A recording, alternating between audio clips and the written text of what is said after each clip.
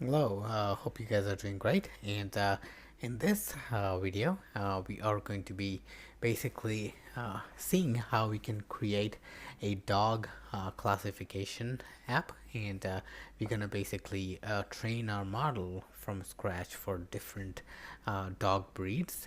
And then what we're going to do, basically, we're going to load them up and provide some new images of different dog breeds, and then ask our core ML model that we have trained on Watson to basically predict as what they are. And as you can see, we've got like a whole bunch of different dog breeds and dog photographs, and our model is working pretty good, predicting what those dog breeds are. Okay, so I will see you guys in the next video, and we'll actually build this app and basically